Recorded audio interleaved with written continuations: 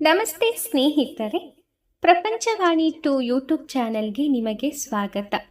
ಜುಲೈನಲ್ಲಿ ಗುರು ಮತ್ತು ಮಂಗಳನ ಯೋಗ ನಡೆಯುತ್ತಿದೆ. ಮೇಷರಾಶಿಯ ಜೊತೆಗೆ ಈ 5 ರಾಶಿಯವರಿಗೂ ಕೂಡ ಮುಂದಿನ ತಿಂಗಳು ಭಾರಿ ಅದೃಷ್ಟವನ್ನ ತಂದುಕೊಡಲಿದೆ ಎನ್ನುತ್ತಿದೆ ಜ್ಯೋತಿಷ್ಯ ಶಾಸ್ತ್ರವು. ಈಗಾಗಲೇ ಎಲ್ಲರಿಗೂ ತಿಳಿದಿರುವ ಹಾಗೆ ಪ್ರತಿ ತಿಂಗಳು ಪ್ರತಿ ವರ್ಷ ಗುರು ತನ್ನ ಸ್ಥಾನಪಲ್ಲಟ ಮಾಡುತ್ತಾನೆ. ಹಾಗೆ ಇತರೆ ಗ್ರಹಗಳು ಕೂಡ ತಮ್ಮ ಚಲನೆಯನ್ನ ಬೇರ್ಪಡಿಸುತ್ತವೆ, ಒಂದು ರಾಶಿಯಿಂದ ಇನ್ನೊಂದು ರಾಶಿಗೆ ಸಂಚಾರ ಮಾಡುತ್ತವೆ. ಅಂತಹ ಶುಭ ಸಮಯದಲ್ಲಿ ಕೆಲವು ರಾಶಿಗಳಿಗೆ ಉತ್ತಮವಾದಂತಹ ಬೆಳವಣಿಗೆಗಳು, ಅಭಿವೃದ್ಧಿಗಳು ಆಗುತ್ತವೆ. ಕೆಲವರಿಗೆ ಹಿಮ್ಮುಖ ಚಲನೆಗಳು ಆಗಬಹುದು. ಆದರೆ ಈ ಬಾರಿಯ ಈ ಗುರು ಮತ್ತು ಮಂಗಳನ ಯೋಗವು ಈ 5 ರಾಶಿಯವರಿಗೆ ವಿಶೇಷವಾದಂತಹ ಶುಭ ಫಲಗಳನ್ನ, ಅದೃಷ್ಟವನ್ನ ತಂದುಕೊಡುತ್ತದೆ ಎಂದು ಹೇಳುತ್ತದೆ ಜ್ಯೋತಿಷ್ಯ ಶಾಸ್ತ್ರ. ಹಾಗಾದರೆ ಯಾವೆಲ್ಲ ಶುಭ ಫಲಗಳು, ಏನೆಲ್ಲ ಅದೃಷ್ಟಗಳು ಉಂಟಾಗಲಿದೆ ನೋಡುವ ಬನ್ನಿ. ಜುಲೈ ತಿಂಗಳಿನಲ್ಲಿ ಗುರು ಮತ್ತು ಮಂಗಳನ ಸಂಯೋಗವಿದೆ.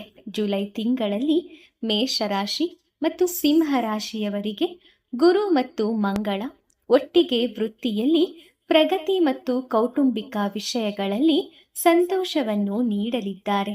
ಹಾಗೆ ಜುಲೈ ತಿಂಗಳಲ್ಲಿ ಗುರು ಮತ್ತು ಮಂಗಳನ ಅಪರೂಪದ ಸಂಯೋಗವೊಂದು ನಡೆಯಲಿದೆ.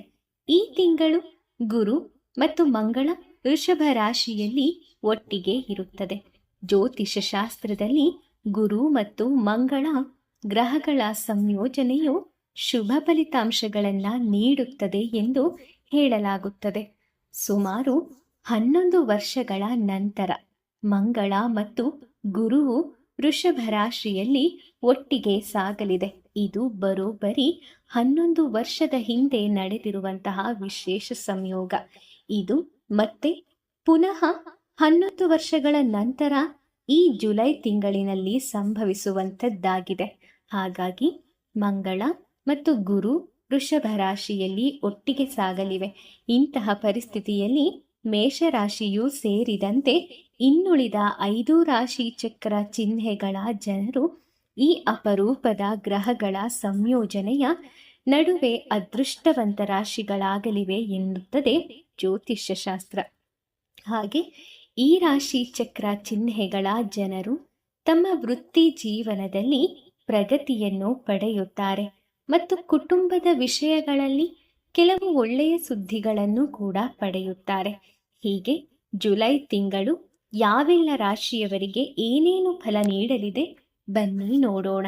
ಮೊದಲನೆಯದಾಗಿ ಸಿಂಹರಾಶಿ. ಜುಲೈ ತಿಂಗಳು ಸಿಂಹರಾಶಿಯವರಿಗೆ ತುಂಬಾ ಮಂಗಳಕರವಾಗಿ ಇರುತ್ತದೆ. ಈ ಅವಧಿಯಲ್ಲಿ ನಿಮ್ಮ ಕೆಲಸದ ಸ್ಥಳದಲ್ಲಿ ನೀವು ಉನ್ನತ ಅಧಿಕಾರಿಗಳಿಂದ ಗೌರವವನ್ನು ಪಡೆಯುತ್ತೀರಾ. ವ್ಯಾಪಾರ ಮತ್ತು ಉದ್ಯೋಗ ಎರಡರಲ್ಲೂ ಪ್ರಗತಿಯನ್ನು ಸಾಧಿಸುವಂತಹ ಸಾಧ್ಯತೆಗಳು ಎದ್ದು ಕಾಣುತ್ತಿದೆ. ಕುಟುಂಬದಲ್ಲಿ ಸಂತೋಷ, ಶಾಂತಿ ಮತ್ತು ಸಮೃದ್ಧಿಯೂ ಕೂಡ ಇರುತ್ತದೆ. ಆದಾಗ್ಯೂ ನಿಮ್ಮ ಸ್ನೇಹಿತರಿಂದಾಗಿ ನೀವು ಕೆಲವು ಸಮಸ್ಯೆಗಳನ್ನು ಒಂದು ಬಾರಿ ಎದುರಿಸಬಹುದು. ಹಾಗಾಗಿ ಎಚ್ಚರವಾಗಿ ಇರಬೇಕು. ನೀವು ಕೆಲವು ಗಣ್ಯ ವ್ಯಕ್ತಿಗಳಿಂದ ಬೆಂಬಲವನ್ನು ಸಹ ಪಡೆದುಕೊಳ್ಳಲಿದ್ದೀರಾ ಮತ್ತು ನಿಮ್ಮ ಕೆಲಸವು ಸುಧಾರಿಸುತ್ತದೆ ಮತ್ತು ಉತ್ತಮ ಆರ್ಥಿಕ ಲಾಭಗಳನ್ನು ಪಡೆಯುವಲ್ಲಿ ನೀವು ಯಶಸ್ವಿಯೂ ಆಗುತ್ತೀರಾ. ಒಟ್ಟಾರೆ ಜುಲೈ ತಿಂಗಳು ಸಿಂಹರಾಶಿಯವರಿಗೆ ವಿಶೇಷವಾದ ಫಲಗಳನ್ನೇ ತಂದುಕೊಡಲಿದೆ. ಕೆಲವು ಸಣ್ಣ ಪುಟ್ಟ ತೊಂದರೆಗಳಿದ್ದರೂ ಅವು ನಿವಾರಣೆ ಆಗುತ್ತವೆ. ಇನ್ನು ಎರಡನೆಯದಾಗಿ ವೃಶ್ಚಿಕ ರಾಶಿ. ಜುಲೈ ತಿಂಗಳು ವೃಶ್ಚಿಕ ರಾಶಿಯ ಜನರಿಗೆ ಮಿಶ್ರ ಫಲ ಎಂದೇ ಹೇಳಬಹುದು.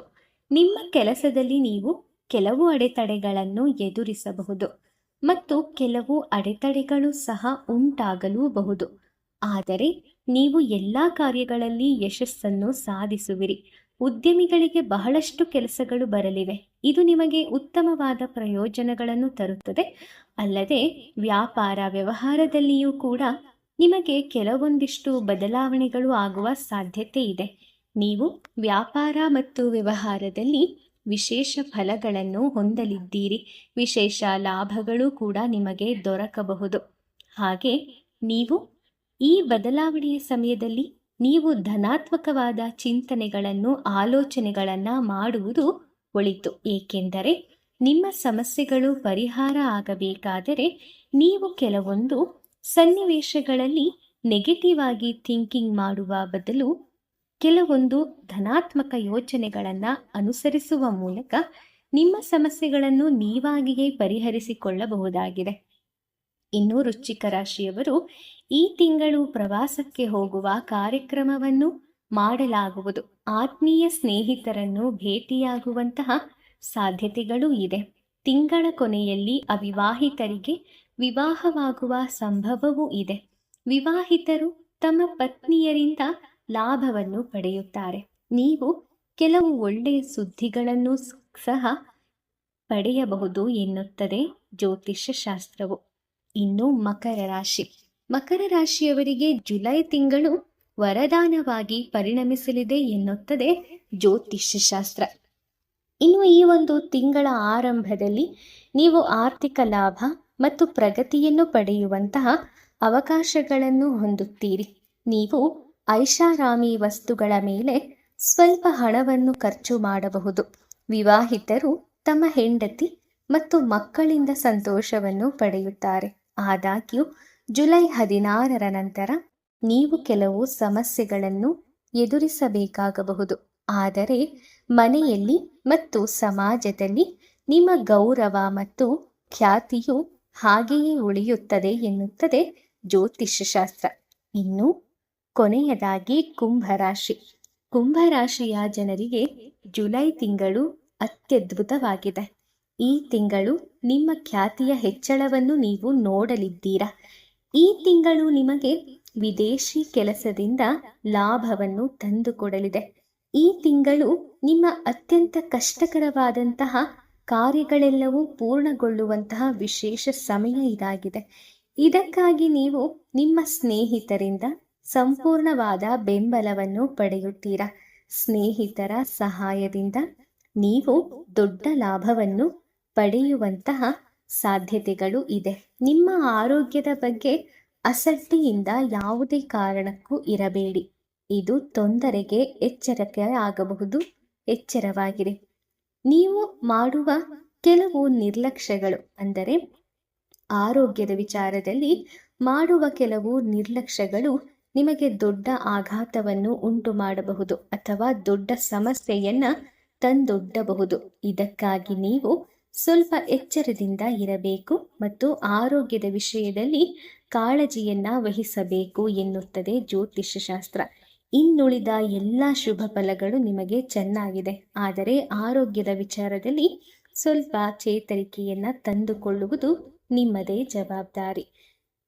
ಸ್ನೇಹಿತರೆ, ಈ ರೀತಿಯಾಗಿ ಈ ಜುಲೈ ತಿಂಗಳಿನಲ್ಲಿ ಸಂಭವಿಸುವಂತಹ ಈ ಗುರು ಮತ್ತು ಮಂಗಳನ ಸಂಯೋಗ ವಿಶೇಷವಾಗಿ ಈ 5 ರಾಶಿಯ ಜನರಿಗೆ ತುಂಬಾನೇ ವಿಶೇಷವಾದಂತಹ ಅದೃಷ್ಟವನ್ನ ತಂದುಕೊಡಲಿದೆ. ಹಾಗಾಗಿ ಈ 5 ರಾಶಿಯವರು ಅದೃಷ್ಟದ ರಾಶಿಗಳು ಎನ್ನುತ್ತದೆ ಜ್ಯೋತಿಷ್ಯವು. ಸ್ನೇಹಿತರೆ, ಈ ಒಂದು ಮಾಹಿತಿ ನಿಮಗೆ ಇಷ್ಟ ಆಗಿದೆ ಅಂತ ನಾನು ಅನ್ಕೊಳ್ತೀನಿ. ವಿಡಿಯೋ ಇಷ್ಟ ಆಗಿದ್ರೆ ಲೈಕ್ ಮಾಡಿ, ಶೇರ್ ಮಾಡಿ, ಹಾಗೆ ನಿಮ್ಮ ಅನಿಸಿಕೆಗಳನ್ನು ಕಮೆಂಟ್ ಮಾಡಿ. ಇದೇ ರೀತಿಯಾದಂತಹ ಜ್ಯೋತಿಷ್ಯ ವಿಚಾರಗಳನ್ನು ತಿಳ್ಕೊಳ್ಳೋಕ್ಕೋಸ್ಕರ ನಮ್ಮ ಪ್ರಪಂಚವಾಣಿ 2 ಯೂಟ್ಯೂಬ್ ಚಾನೆಲ್ಗೆ ಸಬ್ಸ್ಕ್ರೈಬ್ ಮಾಡ್ಕೊಳ್ಳಿ. Thank you.